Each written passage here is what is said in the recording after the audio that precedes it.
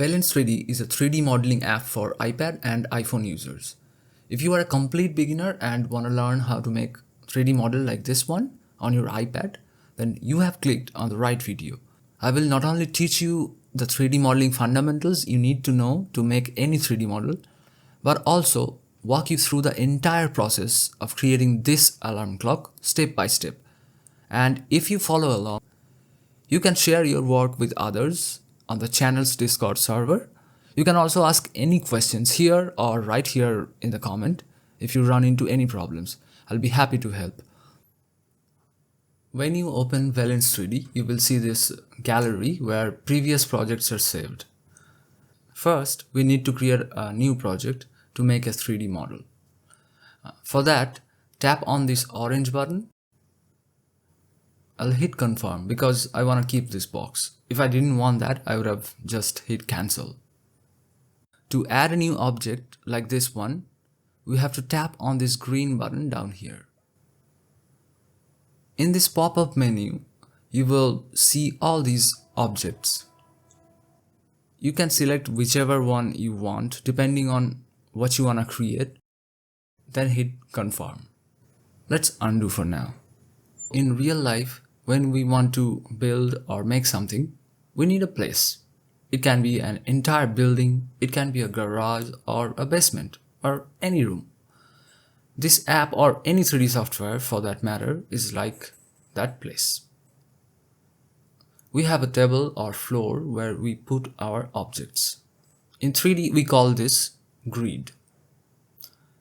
Swipe with one finger to rotate like this. To pan, swipe with two fingers. And to zoom in and out, pinch with two fingers like this. For now, that's all we need to know about navigation in this app. We normally keep our tools on shelves or in drawers. In 3D, we have these toolbars for that. Now, as you can see, there are so many tools that even though they kind of look cool, it can be a bit overwhelming for a beginner. So I will let you in on a little secret. You don't need to know all the tools in a software to make something in it, especially when you are starting out. And for that reason, today we will only focus on tools and features that we need to get started. For example, the first thing you want to know is how to move, rotate and scale your object, which is very simple. Over here, we have this toolbar on the left. The one which is orange right now is for moving. We can move this box up, down, back and forth and side to side. The one below it is for rotating your object. And last one is for scaling. You can scale in different directions and also scale the whole object up or down like this by using this white circle right in the middle.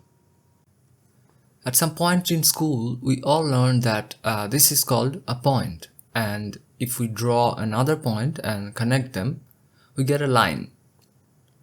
If we connect 3 or more points with lines, we get shapes. In our 3D world, we call points vertices, we call lines edges, and shapes are known as faces or polygons. And a 3D object is made of these components. Let's look at this bar over here. This one is object mode. It's orange, that means currently we are in object mode. And that's why we can move, scale or rotate the whole object. But we can also do the same with each component. For that, select the face mode next to it, and now we can move, scale and rotate the faces. And as you have already guessed, we can move the edges in edge mode and move vertices in vertex mode. Being able to control and edit each component like this is super efficient, especially for hard surface modeling. Let's switch to face mode again. Notice how the toolbar has changed. Now there are some new tools. For now, we are only gonna worry about two though: Extrude and Inset. When you select a face, by the way, this finger icon is for selection. So when you select a face and hit Extrude, it creates new geometries like this, which are connected to the original geometry. You will be using this tool a lot when making something in 3D. So this is a super important tool. Now let's take a look at Inset. Select a face and then hit Inset. It basically creates a smaller face inside this larger face. This is also a commonly used and very useful tool. Now let's switch to edge mode and select an edge. Again, you can see how this toolbar has changed, right? Now if I hit Bevel, it creates a chamfer type effect. We use this tool often in hard surface modeling. Now tap on this scissors icon to add an edge loop like this. You can slide it across the geometry and place it wherever you want. So tap on these scissors to accept it. This is probably the most used tool in 3D modeling. I'll explain in the second part of the video where and how to use it. Alright, so there are other toolbars and tools I haven't talked about yet. That's because it will be easier to understand these tools in context while actually modeling something. So that brings us to the second part of this video. Let's add a circle, set the angle resolution to 50 and then go to face mode and extrude it out and then inset. Move it up just a little bit and then extrude again, then inset and move it up.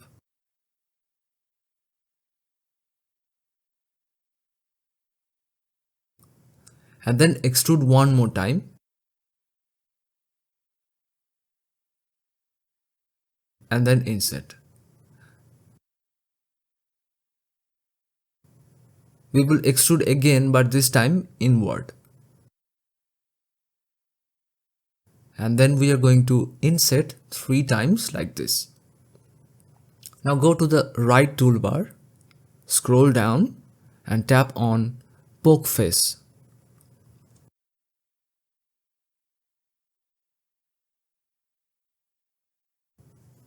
Switch to edge mode and triple tap to select this edge loop and then fill hole. Switch to face mode and inset it.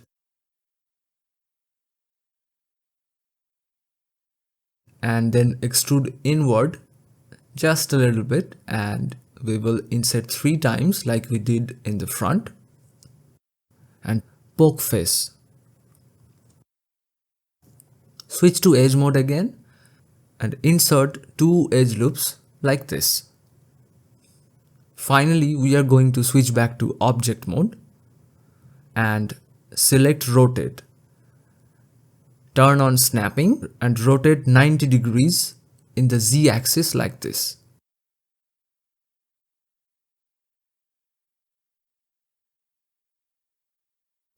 Perfect. So we have created the case of the clock.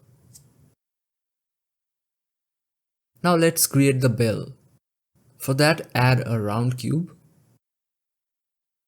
Set the radius to 0.800 and the resolution to 10 and tap on confirm. Then move it up, turn off the snapping and switch to face mode select multiple selection, which is represented by the double green square. Select these faces with the lasso tool and then delete them.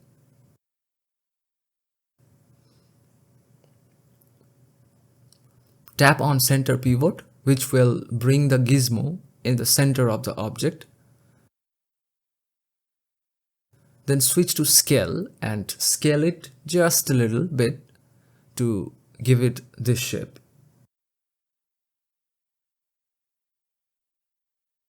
Scale it down.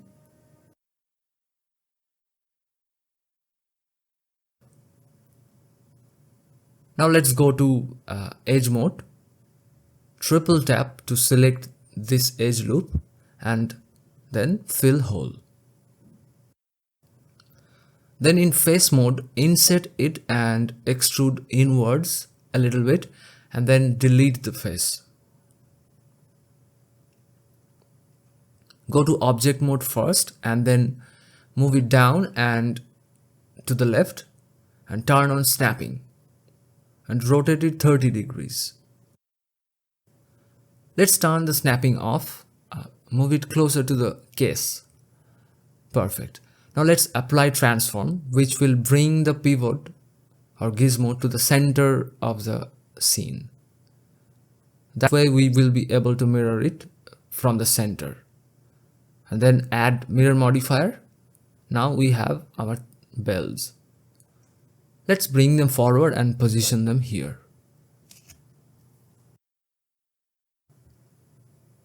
Okay, now we are going to create the decorative handle. For that, add a tube and lower the height, then bring it up. Let's turn on snapping and rotate 90 degrees like this.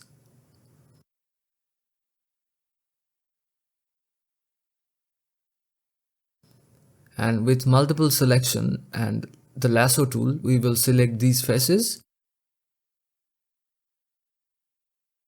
and invert the selection and delete the selected faces. Next, we will switch to edge mode and select these two edges and fill hole. Let's do the same for this side as well.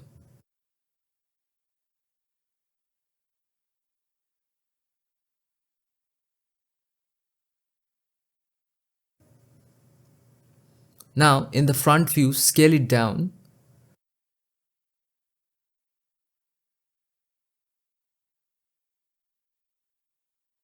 Move it to the left.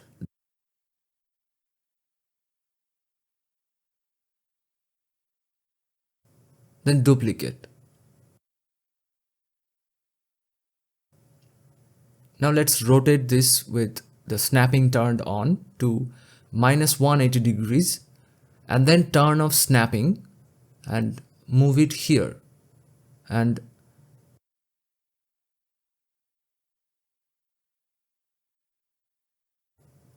above this bell and then just rotate a little bit.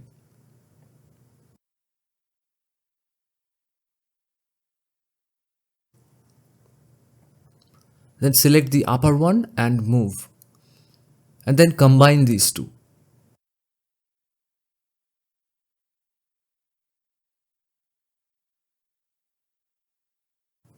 Go to face mode and then bridge. Tap on this minus twice and we have this S shape.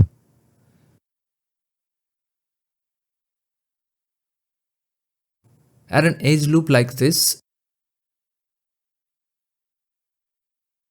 and then go to vertex mode and bring this area down here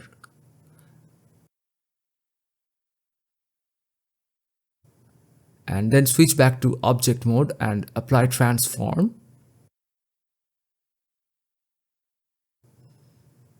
and then mirror. We are going to apply the mirror modifier and go back to face mode. Select these faces and bridge just like before and tap on minus twice. And we have the handle. Now add an edge loop. Go to vertex mode. Select these vertices, move them up. Select the middle vertices and move them. Nice. Switch to object mode and apply subdivision modifier to make the handle round instead of, this blocky thing. Set the level to 1 and apply.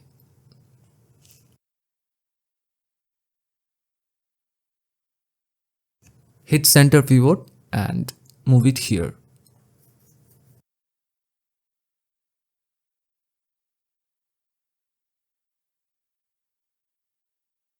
And then save.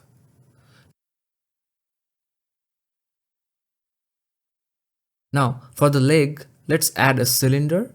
Set the angle resolution to 12. Then switch to face mode and move it down.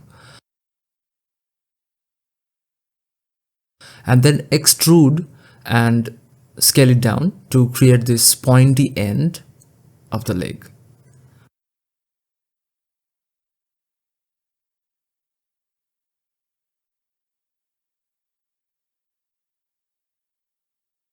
Then inset and poke face.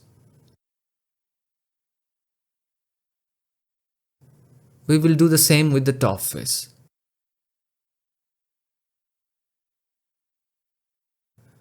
Now in edge mode, add an edge loop.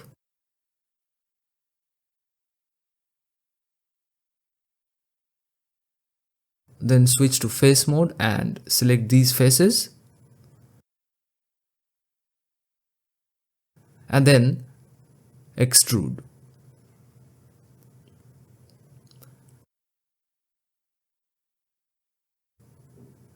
Now in object mode, scale the whole thing down.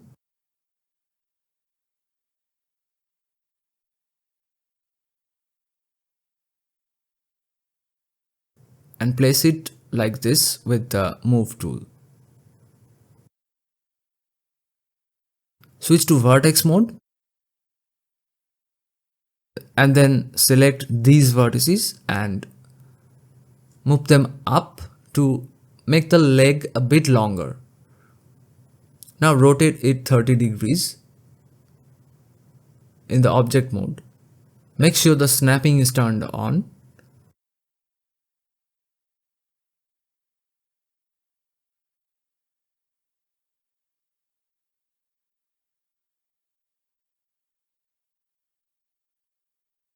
Move it forward a little bit and then apply transform and mirror. And we have created the leg. For the pins, add a cylinder, set the angle resolution to 12 and then tap on isolate. Now in face mode, select the top face and bring it up like this. Then inset it and then poke face. And extrude this face. And with the scale tool, taper it. Then extrude twice and scale it up. Then extrude one last time.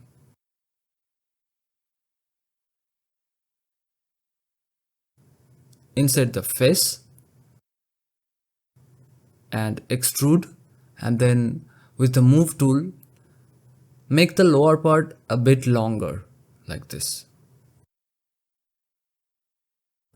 And like before, inset and poke face.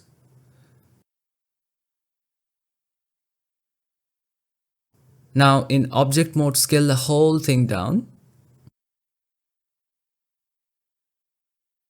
Go out of isolate mode and position it above the bells.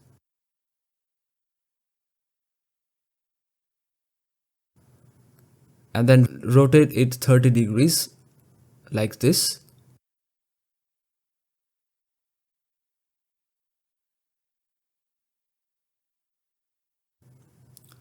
Make some adjustments to the size and placement and then place it over here.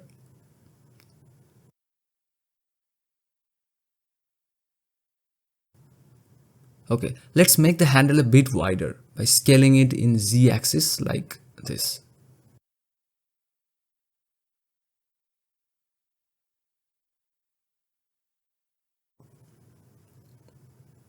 Now, to mirror it, first apply transform and then add mirror modifier. Now, I will select all these parts and bring them closer to the case of the clock, like this.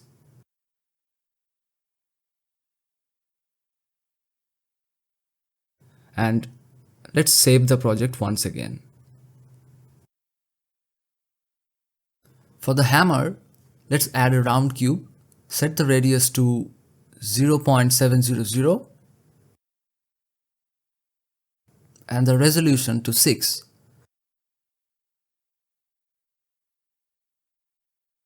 Go to isolate mode and now in face mode select multiple selection and with the lasso tool select one side and delete it.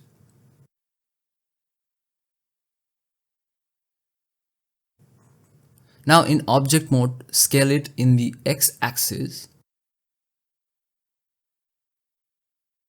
like this.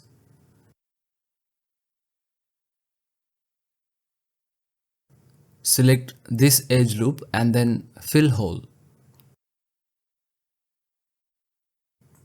Now in object mode, move it to the side like this and then apply transform and add a mirror modifier. Then apply it. Then in the face mode, select these two faces and bridge. Now add 3 edge loops like this. Now add a box.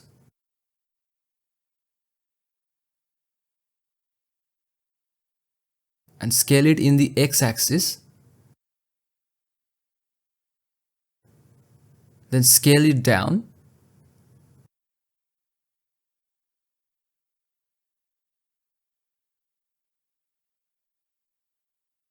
And in the face mode, select the lower face and move it down to make it a bit longer, like this.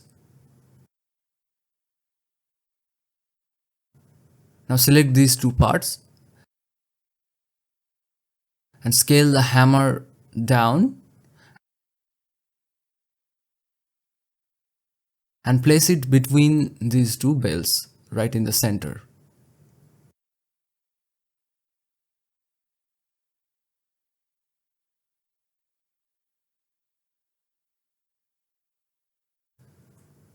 We're going to create the pin and the hands of the clock. For that, add a round cube and set the resolution to 6. Scale it down. Delete half of it.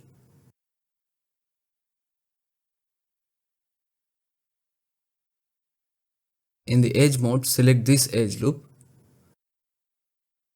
and fill hole. Then in face mode, insert 3 times and then extrude. And finally, inset and poke face. Then position the nut in the middle of the dial like this.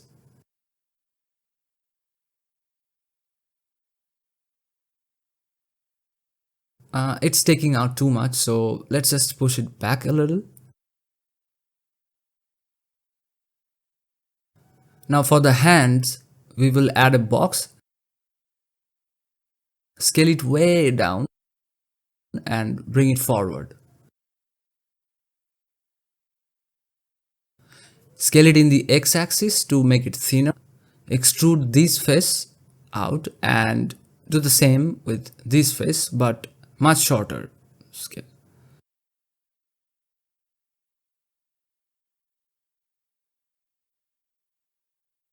Scale in the y-axis in object mode.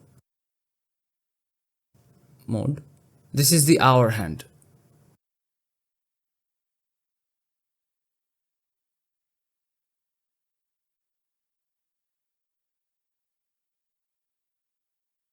Now let's duplicate it to create the hand for the minute and move it back a little.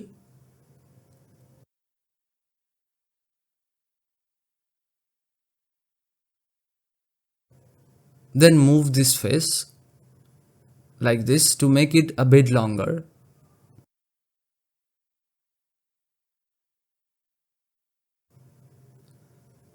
Let's select both hands and scale them in the y-axis to make them a bit thinner.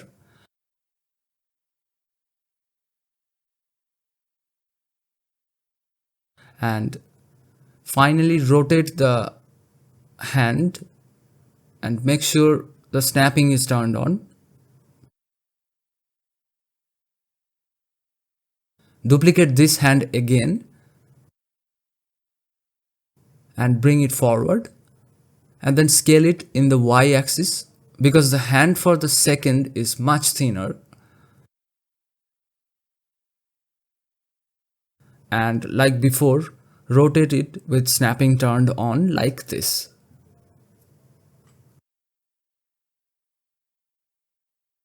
So if you have made it this far, congratulations, because we are almost done and we have this nice looking clock we have made. Now let's look at edge loop and subdivision. So here is what happens when I add a subdivision modifier. It makes the surface smoother by adding more polygons, but at the same time it makes sharp corners round. And that's why we add supporting edge loops near the edges for sharp corners. We will add one supporting edge loop on each side of a corner that we want to be sharp, even after adding subdivision modifier.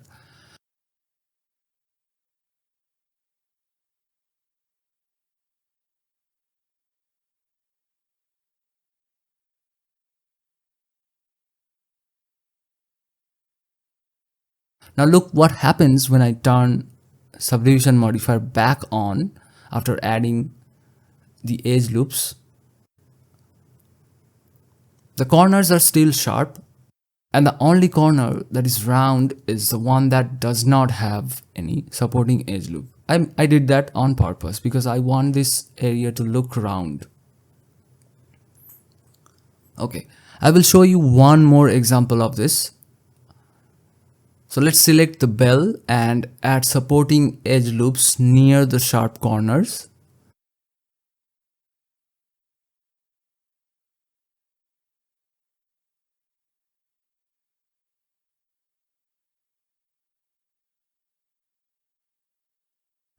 And then apply subdivision modifier.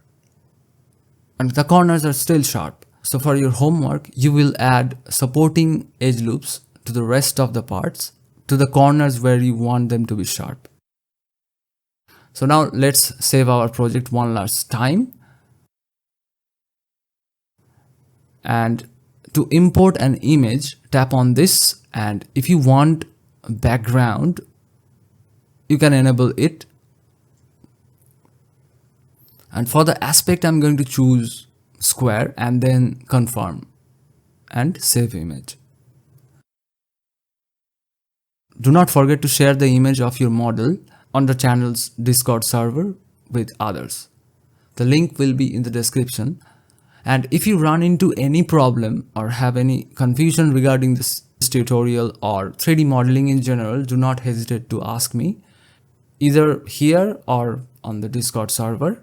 I'll be happy to help, and as always, thank you for watching. Make sure to subscribe for more contents like this.